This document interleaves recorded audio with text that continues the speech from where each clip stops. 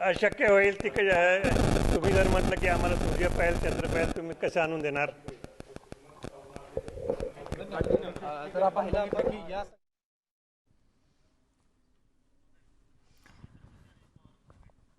सध्याची ही थेट दृश्य कोल्हापुरातली उपमुख्यमंत्री अजित पवार हे शाहू महाराजांच्या भेटीला गेलेले होते आणि न्यू पॅलेस या ठिकाणी त्यांची भेट झालेली आहे आणि त्यानंतर आपण प्रतिक्रिया ऐकत होतो. मात्र काय नेमकी त्यांनी प्रतिक्रिया दिली हे आपण सविस्तरपणे पुन्हा ऐकूच. मात्र कोल्हापुरातल्या न्यू पॅलेस या ठिकाणी उपमुख्यमंत्री अजित पवार आणि हे सध्या छत्रपती शाहू महाराजांच्या भेटीला आणि त्यांच्यामध्ये भेट झालेली आहे. मात्र या भेटीमध्ये मराठा आरक्षणासंदर्भात चर्चा झाली का हे आपल्या समोर येईलच. नेमकी या दोघांमध्ये काय चर्चा झाली? खरं तर कोल्हापूरमध्ये कोरोना परिस्थितीचा आढावा घेण्यासाठी आरोग्यमंत्री आणि उपमुख्यमंत्री अजित पवार आज कोल्हापुरात आहेत.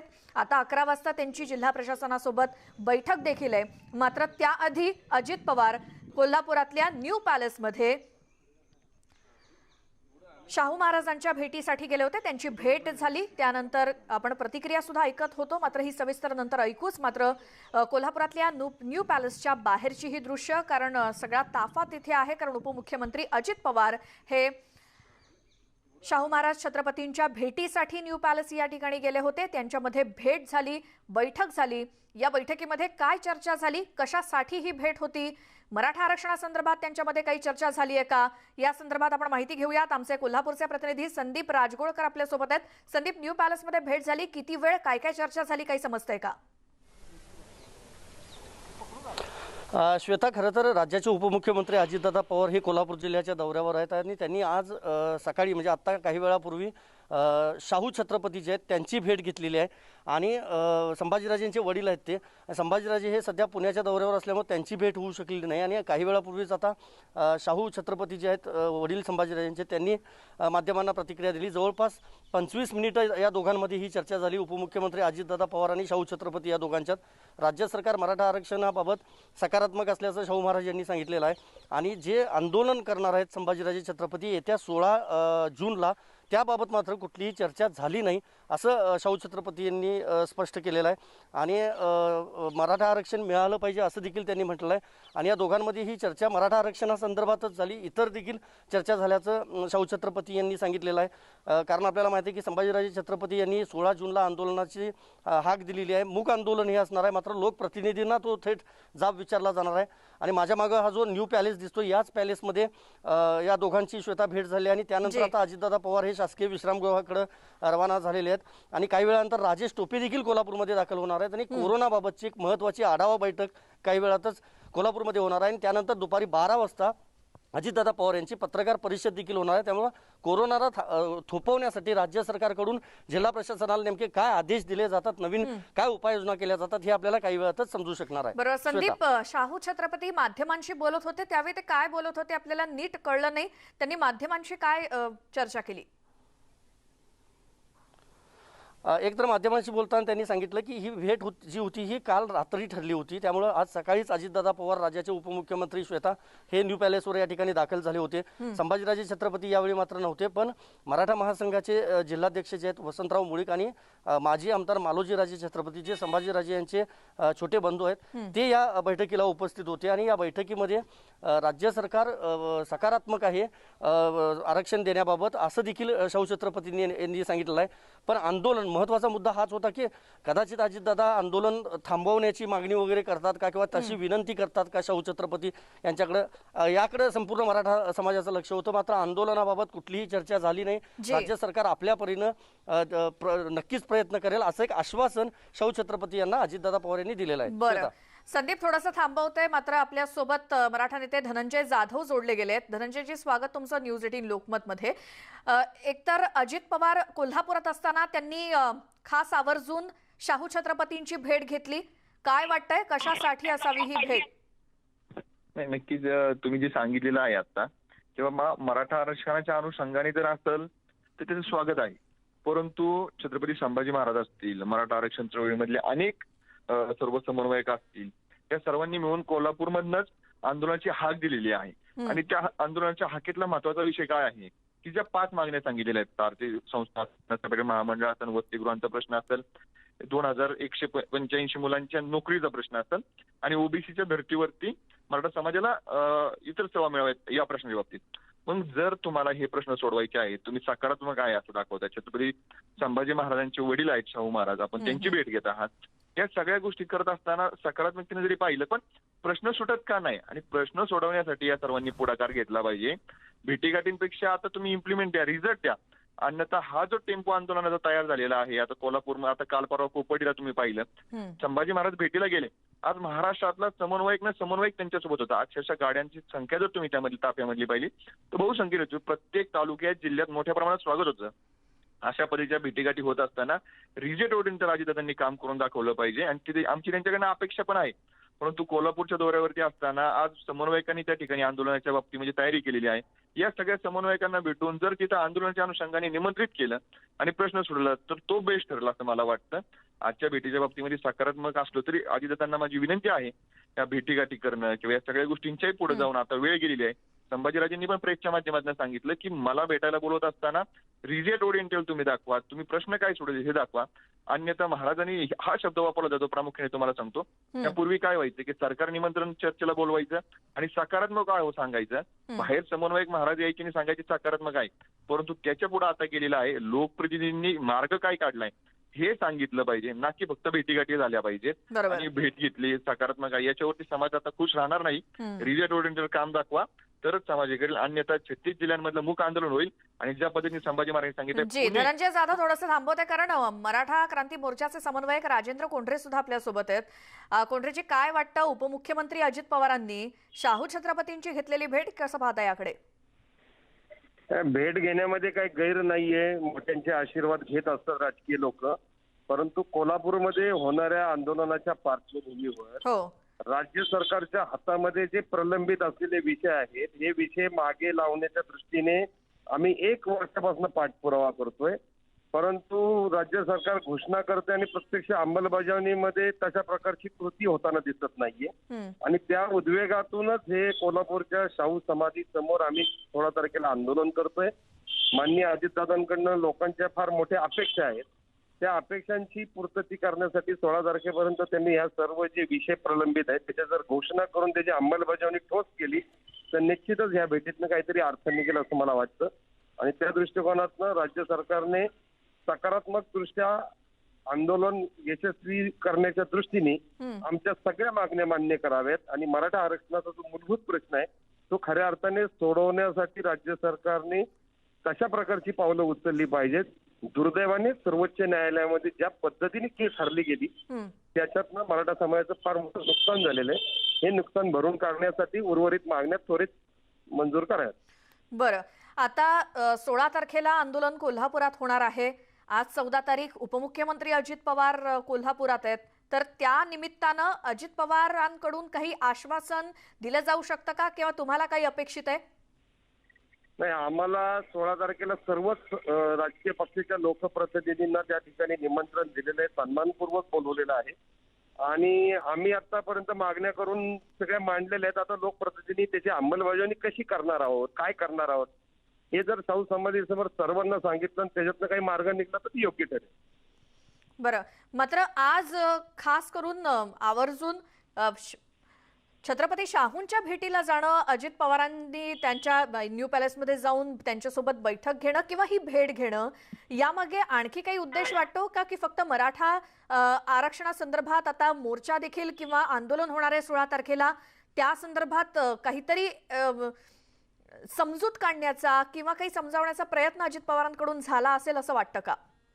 नाही, हे बघा, आम्ही राजकीय कार्यकर्ते, आम्ही सामाजिक आहोत आणि राजकारण्यांच्या मनात एक आणि देशात एक काय असतं हे जगामध्ये कोणालाच कळत नाही. आणि त्या दृष्टिकोनातनं त्यांनी जी भेट घेतली, मागही पवार साहेबांनी जाऊन वाड्यावर महाराजांची भेट घेतलेली होती.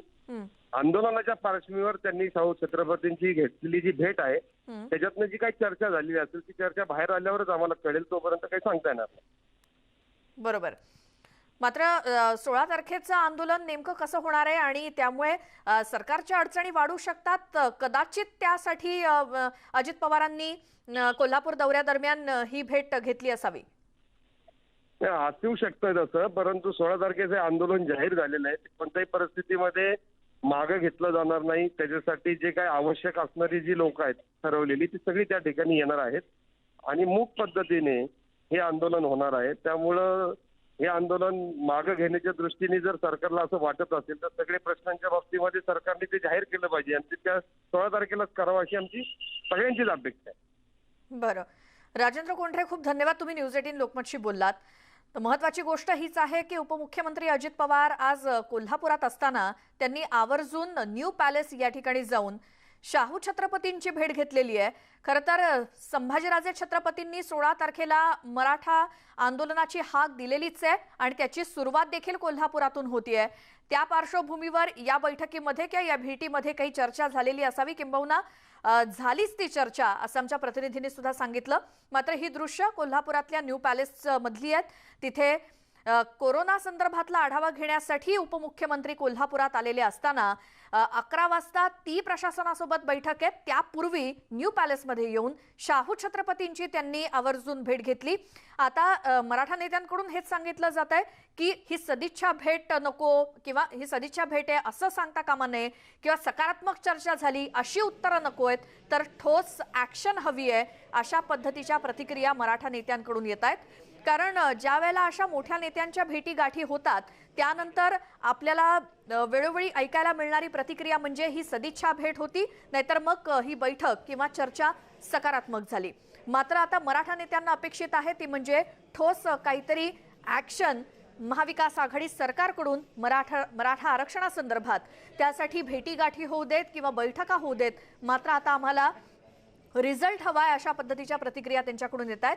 आणि जर उपमुख्यमंत्री अजित पवार हे शाहू छत्रपतींची भेट घेण्यासाठी गेले असतीलच तर त्यात काही वावगं नाही, अशा भेटीगाठी होत असतातच. मात्र यामध्ये मराठा आरक्षणासंदर्भात काही चर्चा झाली असेल तर त्यातून काही रिझल्ट किंवा आउटपुट बाहेर येऊ दे अशीच मागणी मराठा नेत्यांची आहे. हे मला काही माहीत नाही, पण असं एकंदरीत मला जे वाटतं की ते केंद्राच्या इच्छेप्रमाणे मेजॉरिटी आहे ना पक्षाची. पण आता बऱ्याच वेळ चर्चा तुमची झाली, नेमकं कोणकोणते मुद्दे पुढे आले होते, बऱ्याच वेळ चर्चा झाली, नेमके मुद्दे कोणकोणते पुढे झाले या चर्चेमध्ये? होते काय सगळे गप्पा गोष्टी काही होत नाहीत, काय गप्पा गोष्टी होतात काही काही.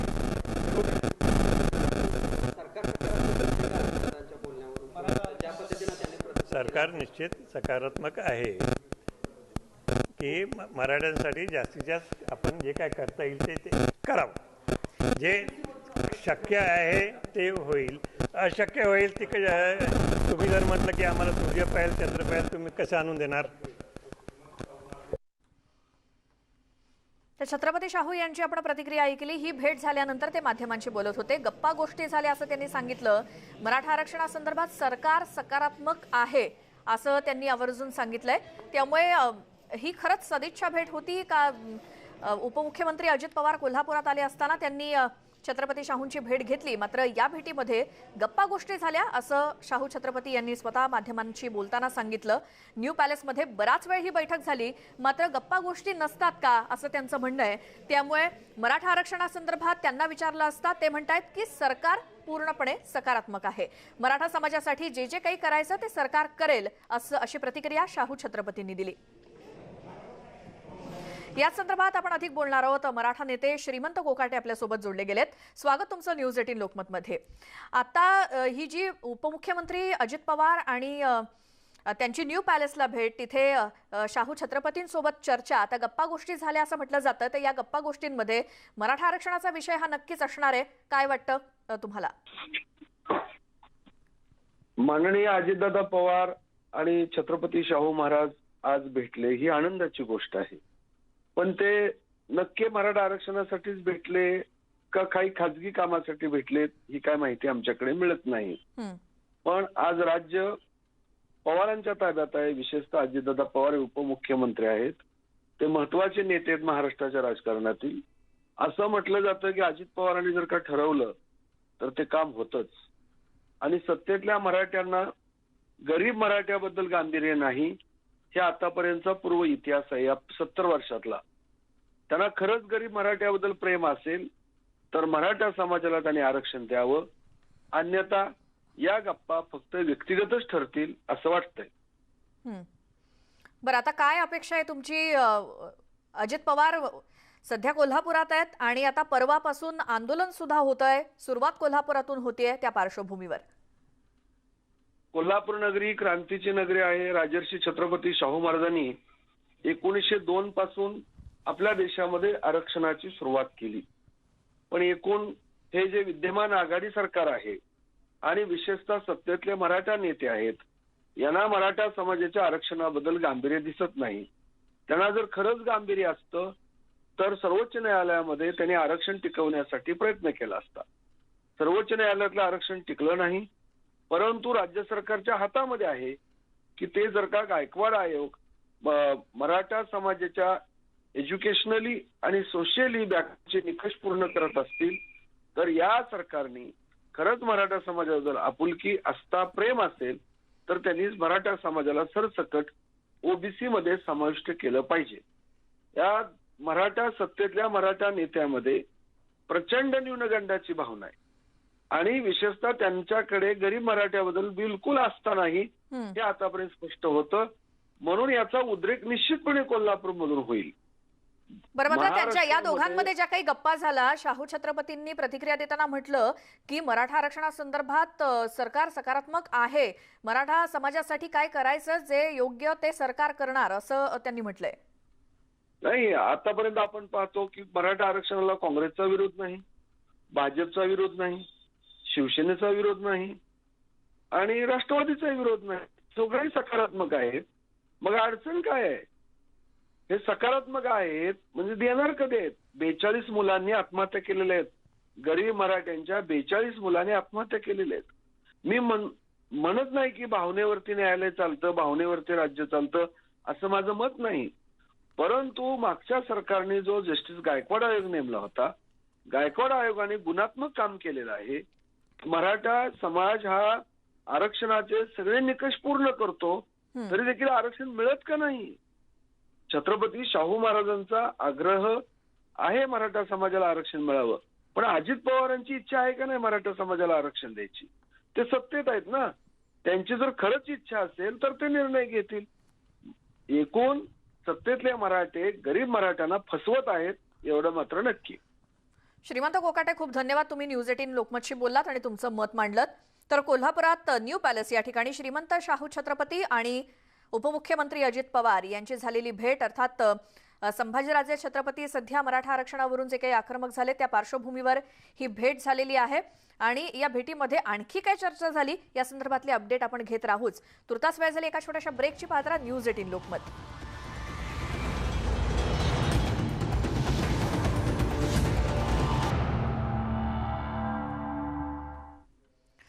ब्रेक नंतर तुमचं स्वागत. मुद्दा महाराष्ट्राचा मध्ये आता एक आणखी महत्त्वाची बातमी आजच्या दिवसातली, ती म्हणजे राज्यामध्ये काही ठिकाणी आज निर्बंध शिथिल होत आहेत. पुणेकरांसाठी दिलासादायक बातमी आहे यातली, ती म्हणजे पुण्यात आजपासून कोरोनाचे निर्बंध आणखी शिथिल करण्यात आलेत. इथे मॉल्स आणि दुकानं आजपासून खुली होत आहेत.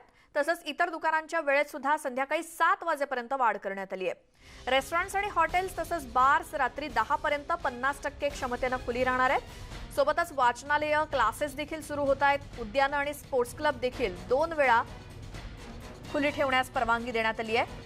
तर चित्रपटगृह आणि नाट्यगृह मात्र पुण्यामध्ये बंदच राहणार आहेत. त्यामुळे पुण्यामध्ये निर्बंधांपासून पुणेकरांना मुक्तता मिळतेय. कसे निर्बंध शिथिल झालेत पुण्यामध्ये, आजपासून याची अंमलबजावणी होते हे आपण पाहतोय. पुण्यातील कोरोनाचा पॉझिटिव्हिटी रेट 5% खाली आल्यानंतर आणि ऑक्सिजन बेडची उपलब्धता 80% वर गेल्यानंतर पुण्यातले निर्बंध आणखीन शिथिल करण्यात आलेले. म्हणजे अगदीच स्पष्ट सांगायचं तर जवळपास 90% पुणे खुलं झालेलं आहे आजपासून.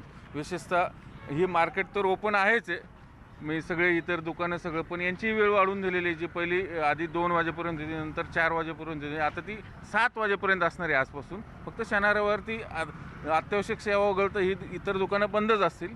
पण ही जी तुळशीबाग मार्केट आहे मेन, खरं तर आपण हे इकडली मंडी आहे, इकडं हा दगडूशेठचं गणपतीचं चौक आहे आणि इकडेही तुळशीबागचं हे दुसरं टोक आहे. आपण पाहू शकतो खऱ्या अर्थाने सगळे मार्केट आता कुठं बहरायला लागली. खरं तर आता ग्राहक यायचं सुरुवात झालेला आहे यापूर्वी कसं व्हायचं, त्यांचा नियम धंद्याचा टाईम आणि बंद व्हायचा टाईम असं सगळं थोडं प्रॉब्लेम व्हायचं सगळ्या दुकानदारांचं. म्हणून त्यांची मागणी होती की आम्हाला वेळ वाढवून मिळावा. आपल्यासोबत ह्या लक्ष्मी रोड मार्केटचे व्यापारी संघटनेचे अध्यक्ष आहेत सगळे दुकानदारांचे. कंपल्सरी आम्ही मास्क, सोशल डिस्टन्सिंग, सॅनिटायझर अनेक गोष्टीचं सगळं हे करून आम्ही पहिलं तर शासनाचे धन्यवाद आहे आमचे की आमच्या विनंतीला मान देऊन आम्हाला दुकानं वेळ वाढवून आम्हाला जे दुकानं उघडायची परवानगी दिली त्याबद्दल आम्ही पहिले शासनाचे धन्यवाद करू. त्यानंतर आता अशी परिस्थिती आहे की आम्हाला फक्त आता एकच अडचण आहे की आम्हाला शनिवार रविवार जो आहे, शनिवार रविवार आम्हाला दुकान उघडायला परवानगी द्यावी, हीच आमचं आता एक शासनाला विनंती आहे. पण दुसरा एक मुद्दा असा आहे, हे तुळशीबाग आहे, आपल्याला माहिती इथं कशी गर्दी होती, किती झुंबड उडते, म्हणजे सगळ्या गोष्टी इथं कपड्यापासून ऑर्नामेंटपर्यंत सगळ्या गोष्टी मिळतात. पण इथं सोशल डिस्टन्सची जरा म्हणजे अडचण होते. तर इथल्या व्यापाऱ्यांकडनं लोकांची अपेक्षा आहेत सगळे सोशल डिस्टन्स पाळलं जावं. तुम्ही पदाधिकारी म्हणून काय?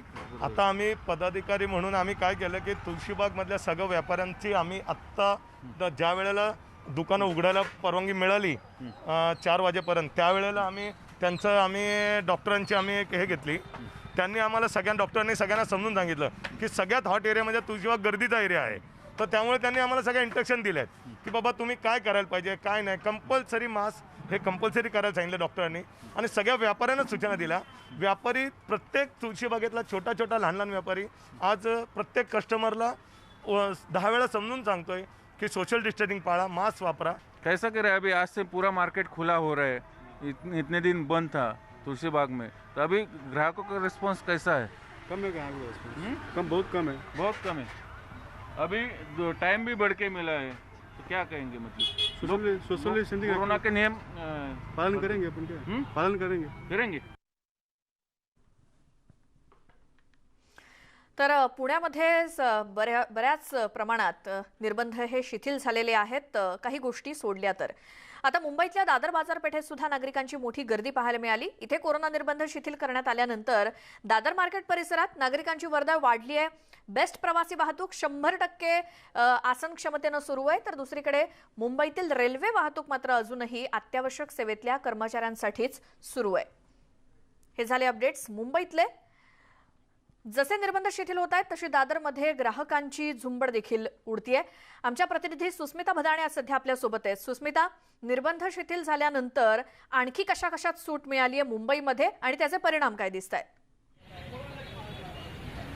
खरं तर आपल्याला माहिती आहे मुंबईमध्ये कोरोना काळातील निर्बंध हे शिथिल करण्यात आल्यानंतरच आपल्याला मुंबईमध्ये लोकांची गर्दी पाहायला मिळते. सध्या मी दादर परिसरात आहे आणि सध्या आपण जर मुंबईचा पॉझिटिव्हिटी रेट बघितला तर 4.40 पर्यंत आहे. साधारणपणे 9000च्या आसपास ऑक्सिजन बेड्स उपलब्ध असल्याचं म्हटलं जात आहे.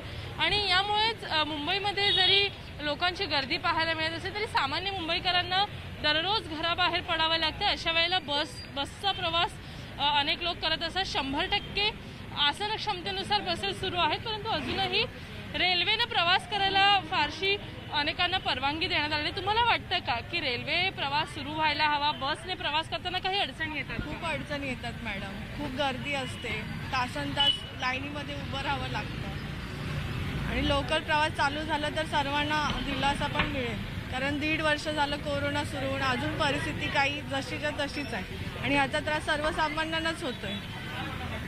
तुम्हाला काय वाटतं, लोकल प्रवास सुरू व्हायला हवा? गर्दी आता वाढली का?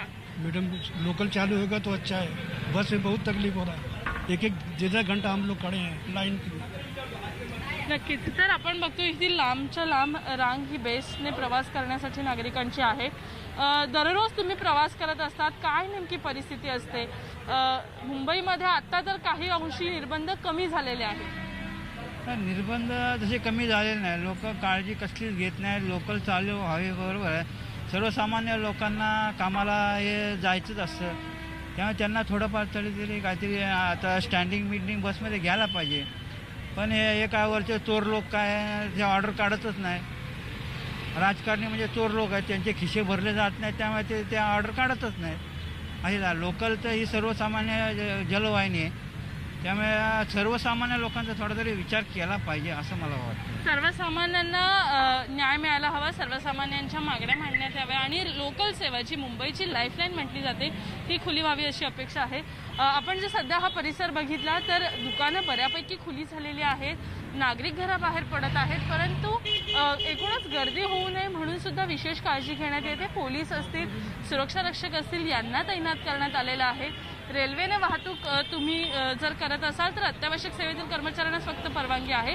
सोबतच जर कोणी विदाऊट मास्क प्रवास करत असेल तर अशा लोकांना बीट मार्शल्स जे आहेत ह्या मार्शल्सकडनं त्यांना सूचना देण्यात येत आहेत किंवा तुम्ही मास्क वापरा अशा वारंवार सूचना दिल्यानंतरच नागरिक बाहेर पडतात. परंतु खबरदारीचा उपाय म्हणून आपल्याला माहिती आहे की सरकारने सुद्धा हे स्पष्ट केलेलं आहे, पॉझिटिव्हिटी रेट आणि ऑक्सिजन बेडची उपलब्धता याच्याच अनुषंगे काय नेमकी परिस्थिती असेल, निर्बंध किती कडक असतील, कशा पद्धतीनं नागरिकांना सगळ्या सोयीसुविधा दिल्या जातील हे बघितलं जाणार आहे.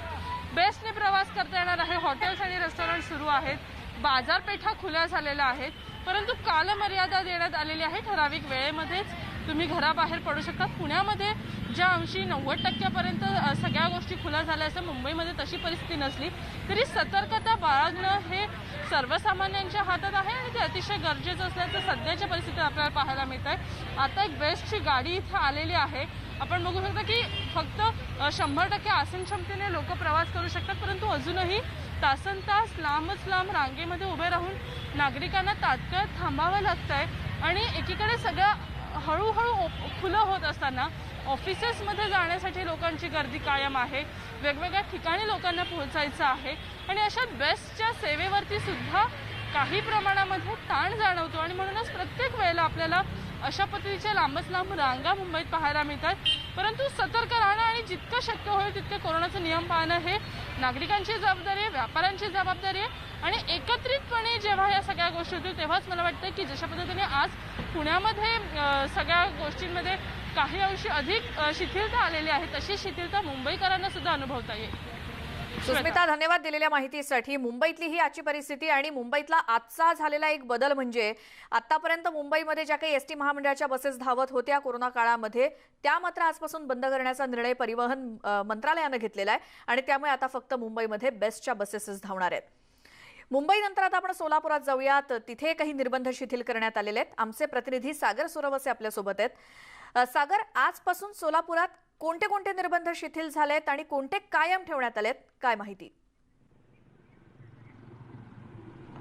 श्वेता, खरं तर सोलापूर जिल्ह्यामध्ये दोन पद्धतीचे या ठिकाणी निर्बंध आहेत. कारण एक म्हणजे सोलापूर महानगरपालिकेची हद्द जी आहे त्यामधले सर्वच्या सर्व निर्बंध जे आहेत ते जवळपास उठवलेले आपल्याला पाहायला मिळतात. यामध्ये लग्न समारंभ असतील किंवा अंत्ययात्रा असेल यासाठी मोकळीक देण्यात आलेली आहे. याशिवाय यामध्ये जे थिएटर्स आहेत, मॉल्स आहेत, रेस्टॉरंट्स आहेत ते पूर्णपणे खुले करण्यात आलेले आहेत. कारण सोलापूरचा पॉझिटिव्हिटी रेट हा खूप कमी आहे, त्यामुळे हे निर्बंध जे आहेत ते उठवण्यात आलेले आहेत. याशिवाय सोलापूर ग्रामीणचा विचार करता तर ग्रामीणमध्ये जे मागच्या आठवड्यामध्ये जे निर्बंध होते तसेच कायम करण्यात आलेले आहेत. त्यामध्ये जवळपास सकाळी 7 ते दुपारी 4 वाजेपर्यंतच दुकाने उघडी ठेवता येणार आहेत. त्यामुळे व्यापाऱ्यांना पुन्हा एकदा त्याच निर्बंधांना सामोरं जावं लागतंय सोलापूर ग्रामीणमध्ये. याशिवाय त्याचबरोबर ग्रामीण भागातले जे पॉझिटिव्हिटी रेट आहे तो अद्यापही कमी झालेला नाही, 5%हून खाली आलेला नाही. त्यामुळे हे निर्बंध असेच आहेत कायम. थिएटर्स असतील, मॉल्स असतील हे बंद ठेवण्यात आलेले आहेत. सलून्स आहेत, त्यामध्ये सलून्सला काही अंशात प्रमाणात 50% क्षमतेनं जे आहे ते या ठिकाणी सुरू ठेवण्यात आलेले आहेत ग्रामीणमध्ये. मात्र सोलापूर शहरामध्ये हे पूर्णतः उघडण्यात आलेले आहेत. त्यामुळे सोलापूर शहरामध्ये कोरोनाचे जे काही निर्बंध होते ते सर्वच्या सर्व उठवलेत असं आपल्याला म्हणता येईल. कारण हॉटेल सुद्धा परवानगी आहे, पूर्ण क्षमतेने हॉटेल उघडण्यासाठी परवानगी दिलेली आहे. अशा पद्धतीच्या जे काही निर्बंध होते ते शहरातले उठवलेले आहेत, मात्र निर्बंध कायम आहेत. त्यामुळे ग्रामीण भागाला पुन्हा एकदा पुढच्या आठवड्याभराची वाट बघावी लागणार आहे. कारण ग्रामीणमध्ये रुग्णसंख्या जी आहे ती जवळपास 2000हून अधिक रुग्ण जे आहेत ते ऍक्टिव्ह रुग्ण आहेत, तर शहरामध्ये ते 200च्या आसपास आहेत, 187 आहेत. त्यामुळे हा तफावत आहे, कारण ग्रामीणमध्ये मोठ्या प्रमाणात कोरोनाचा फैलाव झाला होता. बरोबर सागर, अगदी बरोबर आहे. धन्यवाद तुम्ही दिलेल्या माहितीसाठी. तर सोलापुरात शहरी भागा म्हणजे महानगरपालिका हद्दीमध्ये थोडीशी दिलासादायक परिस्थिती आहे, त्यामुळे तिथे निर्बंध बहुतांशी शिथिल करण्यात आलेत. मात्र सोलापूरच्या ग्रामीण भागामध्ये थोडीशी परिस्थिती आटोक्यात यायला अजूनही वेळ लागणार आहे, त्यामुळे तिथे काही प्रमाणात निर्बंध कायम ठेवण्यात आलेत. महाराष्ट्रातल्या इतरही भागातल्या किंवा जिल्ह्यातला आढावा आपण घेणार आहोतच. मुद्दा महाराष्ट्राचा मध्ये वेळ झाली एका छोट्याशा ब्रेकची.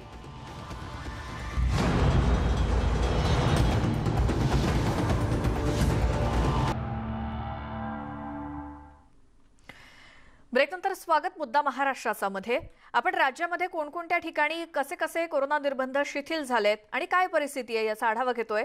मुंबईमधून एक बातमी येते ती म्हणजे बेस्टसाठी प्रवाशांची सध्या मोठी गर्दी पाहायला मिळते। बस पकडण्यासाठी मुंबईकरांची गर्दी होतीये, रांगा लागतायत। मुंबईतल्या दादर बाजारपेठेत सुद्धा नागरिकांची गर्दी आहे।